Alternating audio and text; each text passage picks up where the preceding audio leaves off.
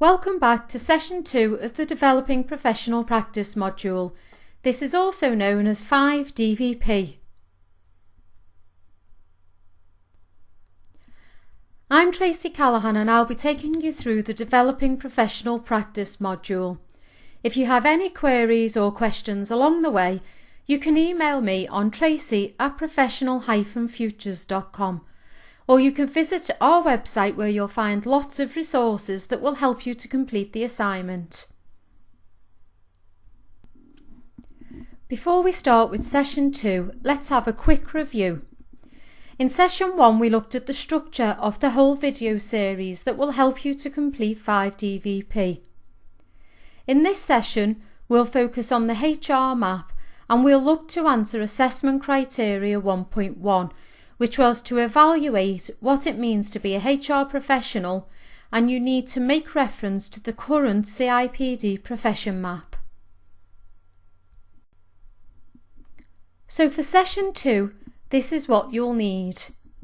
You'll need set 2 of the slides so that you can follow and take your own notes, and you'll need to watch the whole of video 2 for this section. Now the aim of this section is to explain the main features of the CIPD HR profession map and also to describe the relevance of the HR map to HR practitioners. So our first question is, what is the CIPD HR profession map? And you might see this written as HRPM. So the CIPD HR profession map sets out to show how HR can add the greatest sustained value to an organisation that it operates in, and that's either now or in the future. And it describes the highest standards of professional competence that we need to be able to deliver sustained performance for our organisations.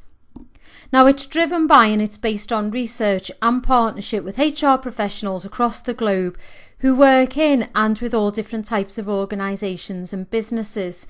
And it captures what successful and effective HR people do and what they deliver across every aspect and specialism of their profession. And it also sets out the required underpinning activities, behaviour and knowledge. Now it covers 10 professional areas and 8 behaviours, and it's set out in 4 bands of competence. So the HR profession map covers every level of the HR profession, and that goes from band 1 at the start of a HR career right through to band 4 for the most senior leaders. Now 2 professional areas sit at the core, and they are insight, strategy and solutions and leading HR. And these 2 core areas emphasise the contributions that every successful HR professional makes, and that regardless of their role, their level of or their specialism.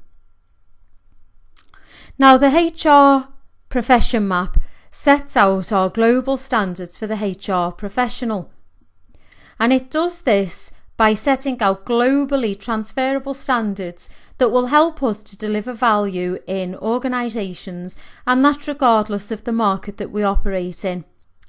Now these are global standards, so they're designed to be used in conjunction with local knowledge and technical HR standards. So for example, there might be specific employment laws or payroll laws depending on the country that you're operating in.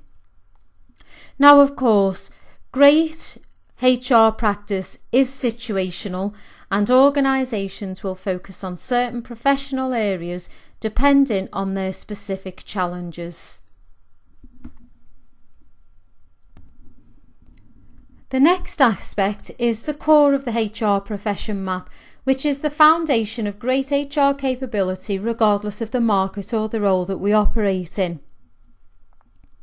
Now, fundamental to CIPD's view of great HR is that the core of the HR profession defines HR as an applied business discipline where we contribute to and drive business strategy and sustained organisation performance.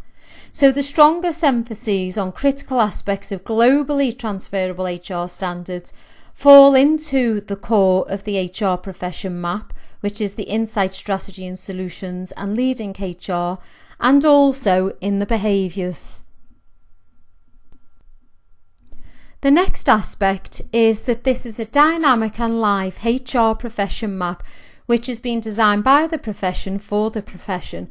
And what this means is that the HR profession map is continuously informed by research and feedback from HR professionals and academics. And it was recently refreshed in the previous couple of years when the CIPD focused on reinforcing the idea of a more global mindset and also to reflect the CIPD's next generation research. Another aspect of the map is that it can be used to define, diagnose, develop and recognise great HR, and we'll come back to these on a later slide. So take a few moments to visit the CIPD website and have a look for the HR map, and here's a diagram of the map so that you know what you're looking for. So now you've had a chance to have a look at the HR map and hopefully clicked into the behaviours, the areas and across the 4 bands. Let's look at how you could use it to define, diagnose, build and recognise your HR capability.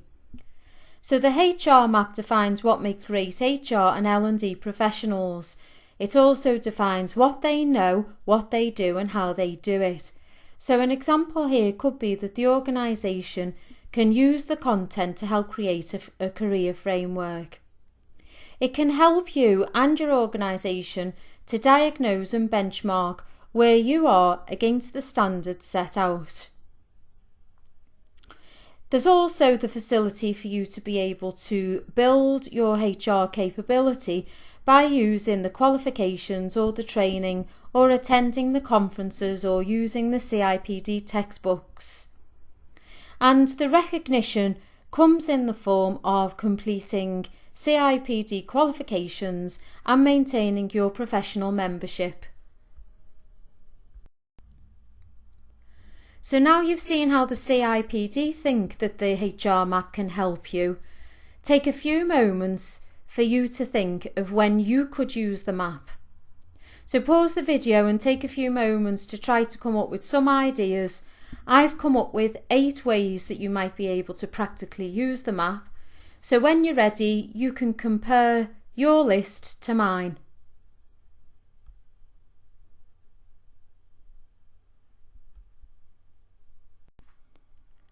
So you've now reached the point where you could attempt Assessment Criteria 1.1, which is to evaluate what it means to be a HR professional, making reference to the current CIPD profession map.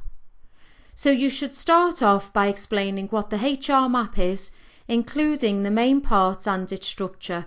So make sure you include the 8 behaviours, 10 professional areas, and emphasise the 2 core areas, and also the 4 bands of professional competence.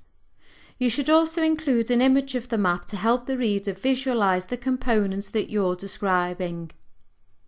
You should ensure you include examples from the range of knowledge, skills and behaviours which are included in the map. So when you visited the map, if you choose an area or behaviour that's important to you and click on this area or behaviour, it will take you to another screen with more information. You'll find a link to a PDF. If you open the PDF, this will give you the knowledge and the activities that you will be required or expected to perform or know for that particular area or behaviour at the band that you've chosen. You also need to explain why these are important for HR professionals and their organisations.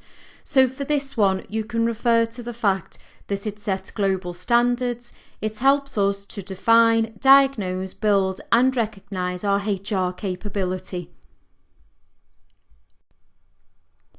So the objectives for this session were to explain the main features of the CIPD HR profession map, and we've done this by having a look at the behaviours, the areas and the bands of the map, and you've also had a chance to find out how the map works yourself. The next objective was to describe the relevance of the HR map to HR practitioners, And we've done this by having a look at the fact that it sets global standards. It also helps us to define, diagnose, build and recognise our own HR capability. So that brings us to the end of session 2, and you can join me again for session 3 when we'll look at group dynamics and look to answer assessment criteria 1.2. And don't forget, you can visit our website here, which will give you more resources to help you complete this assignment. And you can subscribe to our YouTube channel, where you'll find lots of free taster sessions on other ILM and CIPD units, and also free taster sessions for our teacher training courses. We hope you enjoy the next video that's been chosen especially for you.